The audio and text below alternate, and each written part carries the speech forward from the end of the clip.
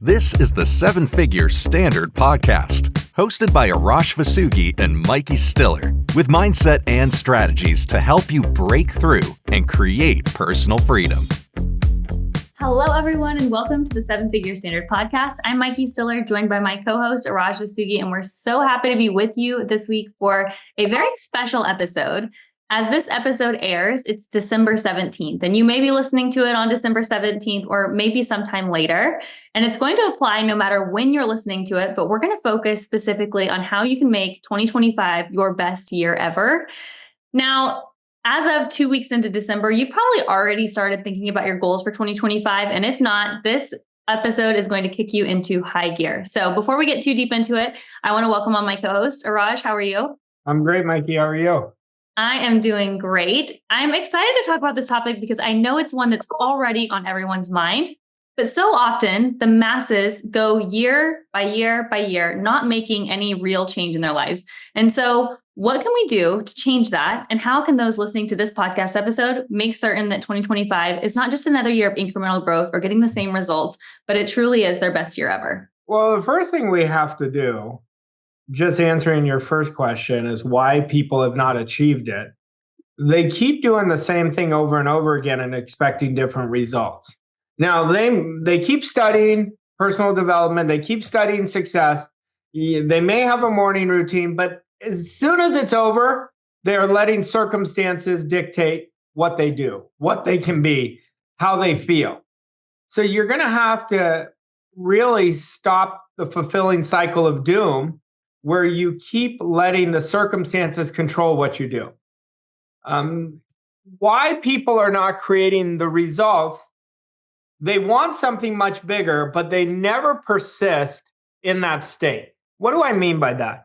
That means they've never accepted that it is done. They're always separate from it. Like in 2024, if we all look at our results neutrally, all they are is a reflection of the ideas we've accepted in our consciousness. So if you haven't created amazing results, understand you've been vacillating between what you want, what you don't want, what you want, what you don't want. And you're giving in, and you've got to make a decision. I'm done with that. I am done. And you've got to decide exactly what you want for 2025. And you've got to eliminate those hidden commitments. What are some major hidden commitments that people have? They don't believe in themselves. They're constantly speaking and getting frustrated throughout their weeks. They're not creating great boundaries. I see this with leadership all the time. They're becoming a babysitter for their organization. That's a hidden commitment. Not transforming your identity, but expecting different results. So that's what we have to understand first if we're going to make something bigger, better, which I want you to do. So I want to get your thoughts on this because I think the new year primes a lot of people to think really big. They think, okay, what could my goal be? I've got a clean slate. I've got a new year. And so they come up with this big goal, but then they never decide. You have often said on our podcast that you have to see what the price is and then ask yourself, am I willing to pay it? And so they see, okay, this is this big thing that I want, but they never ask themselves the right question as far as breaking it down. What is the price that I'm going to have to pay to have this goal, whether it is time or skills or giving things up or getting rid of hidden commitments, like you just said, or transforming your identity? What am I going to have to give up? What's the price I'm going to have to pay? And am I willing to pay it? And then putting it into like a practical plan of achieving the goal. What are your thoughts on that? I have a lot of thoughts. I actually don't think people think big enough. I think most people, I think you're thinking how you think, but I don't think that's how most people think. I think how most people think is they set their next year's goals based on what they had just accomplished in 2024. And it's a terrible idea. The goal has to be, what do you really want? Because if you don't really want it badly enough, and if you don't have reasons to do it, 1 to 5% increase is not going to motivate you. You're not going to change. You're just going to come with the idea, I'm going to work harder. Now, I want people to set 2025. I want everyone to think about, what is the number one goal that you would love to accomplish. And I want you to imagine it was impossible for you not to accomplish this because you're going to develop the right processes, the right habits, the right standards, and the right actions this year. But what would that goal be that you would commit to if that was the case? And that's got to be your number one goal. Mm-hmm. So most people are having too many goals. They're focusing on the trivial many rather than the important few. Yeah. What is that number one goal that you really want? Now, I'm not against you achieving 20 goals this year. What will happen when you go after the big goal, you're going to achieve a lot of the smaller goals on your way to the big goal. So a lot of people don't understand at this very moment, while they're listening to this, as I'm delivering this with you, Mike, we're using the most powerful force in the universe, which is our mind. But if we didn't make it happen in 2024, we were using it backwards. And most people are in the absence of what they want. And that's why they keep creating the same results no matter how hard they work. You have to already come from the state that I've already achieved it. If I already achieved in 2025, it's December 15th of 2025, I've already achieved it. How would I be speaking all day long? What type of actions would I be taking? And those are the actions you take starting today. You don't wait till January 1 to take them. You start doing them today because you're training yourself on how you're going to live. So good. Once you decide on what it is that you want for 2025, we've talked about identity-based behaviors on the podcast before, but for anyone who didn't hear it, maybe you'll give a refresher on what exactly that is. Do you decide on an identity-based behavior that you need to develop for your goal? Always. Everything has to come from the goal. Most people are coming to the goal. So everything comes from the goal. And then you have to become the mental equivalent of that goal. So whatever my goal is, in the beginning of the year, my process is my big goal. That's the number one goal that I have. I identify the 4 identity-based behaviors that match that goal. So I work from the goal and say, what behaviors does that person have that I currently don't have? And they're the top 4, but I put them in number of importance, 1, 2, 3, 4. In the first quarter, I only focus on number 1. Mm-hmm. See, people don't understand how important our habits are. Our habits we automatically do. It's a fixed idea in our subconscious mind. And the habit always comes from the goal. If we created 4 empowering identity-based habits a year, you're going to create a 10x jump. I'm not making this up. That's what happens. Yet people are trying to create too many habits instead of the most important. So write out your goal and then say, what habits would that person have that I currently don't have? And then pick the top 4 and then focus on your first quarter to install the number 1 habit. And why don't we go into the habit installation process? So how would someone go about installing that habit? So the first thing they have to do is they have to pick it. Okay, let's say the habit is, I'm doing it now. Somebody procrastinates, wants to remove procrastination with action. Because action is the bridge from where you are to where you want to go. Without action, mindset is not enough. Mindset is huge. It's 95% of our success, but action has to be a part of it. So when you do it now, that's all you do. Everything that you do it immediately. You do it with focus. And so it's much easier to behave your way into a new habit and a new identity than it is to think your way. But you've got to hold yourself accountable. The one thing I'm going to do today, no matter what, is I'm doing it now. As soon as an idea, I do it right in the moment. You have to become that habit one day. And then you master stack it day in and day out. And that's how you're going to install it inside of you.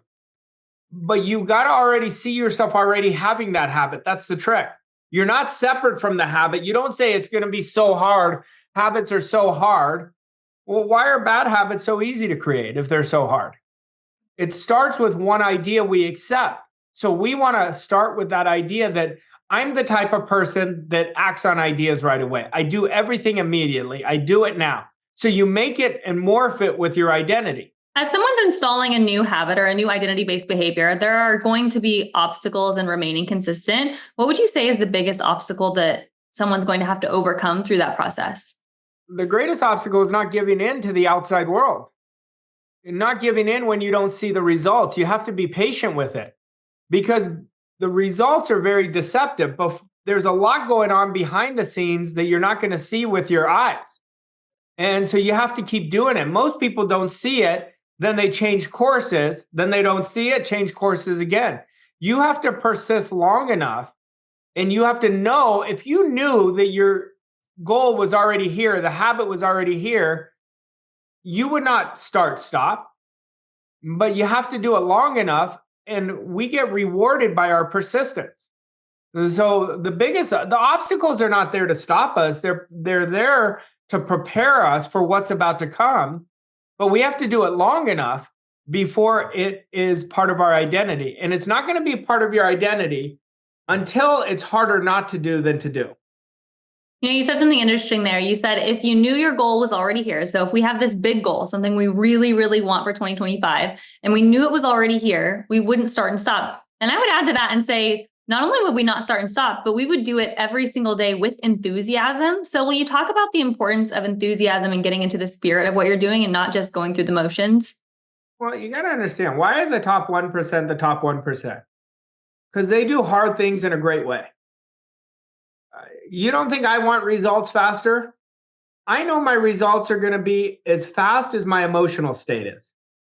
As much as I lock into my emotional state, that's the magic elixir that brings everything at warp speed. But I also have to understand there's a gestation period before everything. And we have to put in the right processes, and we have to trust the processes. When you trust the process, when you trust yourself, when you trust the timing of the universe, everything falls into place. And trust lets go of worry, doubt, and fear, and it creates a space of the good you desire. So we have to build a great deal of trust. So what you want right now is I'm thinking, you're probably thinking, well, can I do it? I know you can do it. That desire wants you just as much as you want it. It is your destiny to achieve it, or else it wouldn't be your want that you've turned into, this is where I'm going to put all my energy. But what we have to do, and this is crucial, too many people are waiting for the perfect moment. Don't wait for the perfect moment to get started. Accept that idea right now. Start right now. Take the first action. Every time you take an action, it's a huge energy into the universe that you're ready to receive the good. And the universe conspires on your behalf to start drawing the right people, the right ideas, the right podcasts, the right mentors into your life to allow you to get there. But remember, fear is so deceptive because it holds you back from your potential. And fear preys on hesitation. Like, I want you to think of, we did our last episode on emotional state. When you're focusing on what you want, to the universe, it's a static energy. When anything's static, it is stopping the flow. You have to already be where you want to go. Now, that takes a lot of training because your senses are telling you something different, but your senses, you've got to stop relying on your senses that they're fact. All they are what you've accepted over the past year in your assumptions. So we've got to assume exactly what we want, and that's what's going to take you and propel you next year. What would you say is the number one mindset that someone needs to have in order to create their best year ever? They have to decide first. Okay. Nothing happens until you decide. Like if you're going 1 to 5%, nothing's going to change. You may go 1 to 5% better or worse. You're not transforming. You have to build a big picture of yourself. You have to understand your mind can give you anything you want, but you have to create from a place of wholeness. But most people never decide. They say, I decide. No, they have a wish or a hope. Decision is always followed by massive action. That's why I say you have to start before you're ready. You have to decide right now, 2025 is going to be the very best year of my life. And I'm going to pay the price. I'm going to build the standards. I'm going to build the disciplines. I'm going to release my hidden commitments. And I'm going to focus all my energy only on what I want. And when you do that, but I'm going to let go, I'm not going to force it. I'm going to get the hell out of the way. Every time I force, I stop what I want.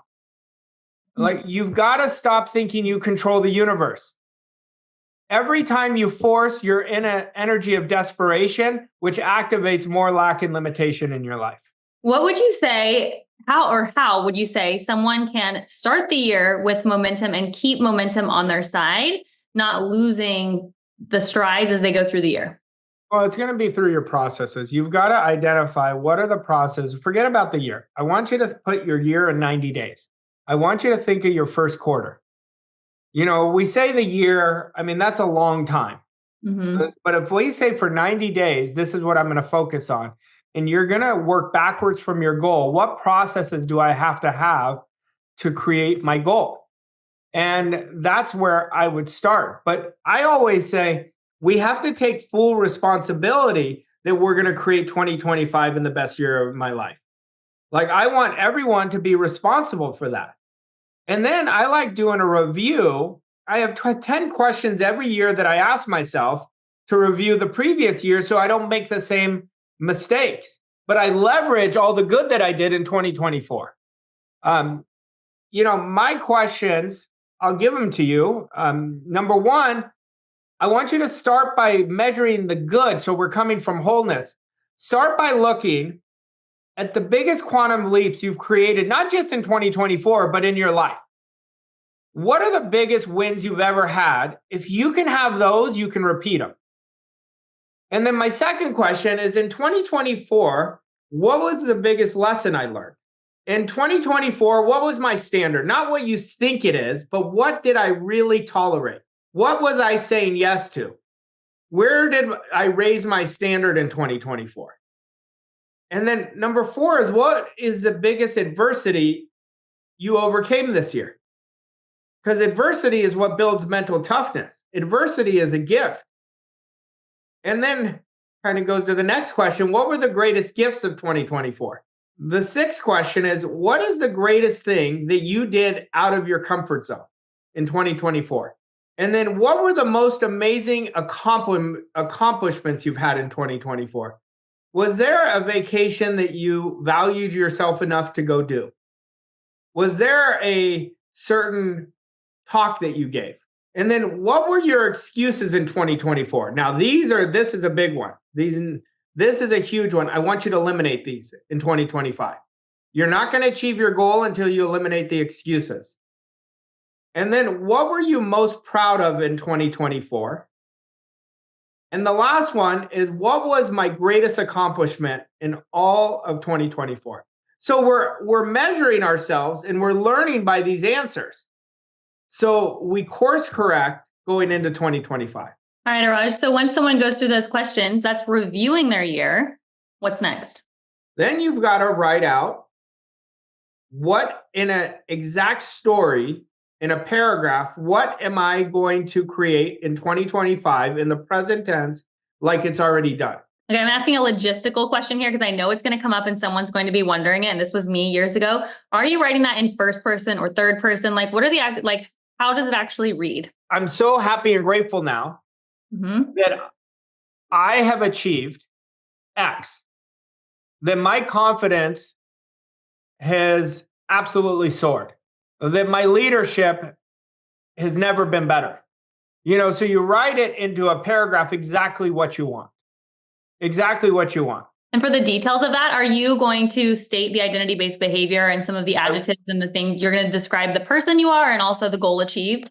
Yeah, the goal achieved, the type of behaviors you created, what you've experienced, how you feel. I want you to put emotion into it and connect it with the joy, the gratitude, the excitement, and the fulfillment.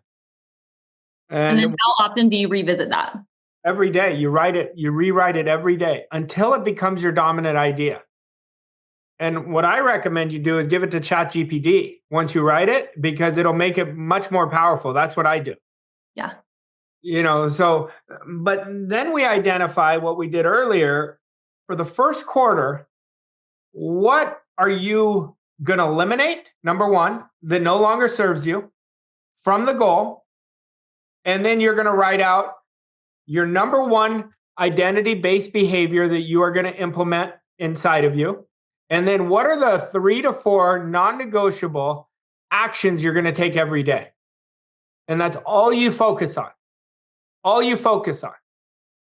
And you have to let go of the hidden commitments. You cannot bring 2024 sabotaging behaviors with you.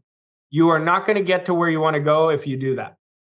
Okay, and I think you already got to the action step for this week, so I'm not going to touch on that at the end, but there is one more thing that I want you to touch on this same topic, and that is, what would you say about removing distractions through this process? Well, that's the first thing I would eliminate, because focus creates calmness, and you have to be enormously focused. So you've got to identify what are those distractions. That's what I was talking about with elimination. What do we need to eliminate? Look at what's frustrating you the most. What are your top 2 to 3 frustrations? You want to eliminate that right away. Mm-hmm. And sometimes I think they're frustrations, and sometimes I think they're excuses. Yeah, I would agree. I would totally agree with that. All right. Any final thoughts on this topic? Yeah, my advice to you, if you start doing this and really go all in with yourself, because it demands an all-in commitment, and decide right now and follow it up with action that you're going to make 2025 the absolute very best year of your life. And decide exactly what you want is already done. It is already done, but I want you speaking like that person who already achieved it. I want your actions to be in harmony like you already achieved it. I want your courage to be the courage like you already achieved it. I want you disrupting comfort. And you watch, you'll get more done the first 90 days than you did all of last year. So good. All right, Arash, thank you so much. And thanks to all of you. Hey, if you enjoyed today's episode, or if you are a longtime listener of the 7-Figure Standard podcast, what I really want you to do is share this with your friends and family. Share this to anyone who you think could benefit from what we're sharing on the podcast. It would really help us reach more people, which is part of our mission at Voss Coaching Co. And it would also help you, because who's in your inner circle and what they're listening to affects your life as well. So go ahead and share this, leave us a rating and review, and we'll see you next week for another episode of the 7-Figure Standard podcast. Thanks, Raj. Thank you for listening to this episode of 7-Figure Standard. We hope you found the insights and strategies helpful on your journey to success. If you enjoyed this episode, please leave us a rating and review on your favorite podcast platform to help us reach more people like you. To learn more about Arash and Mikey and how Voss Coaching Co. can help you achieve your goals and reach new levels of success, visit VossCoachingCo.com. Thank you again for listening, and we'll see you on the next episode of 7-Figure Standard.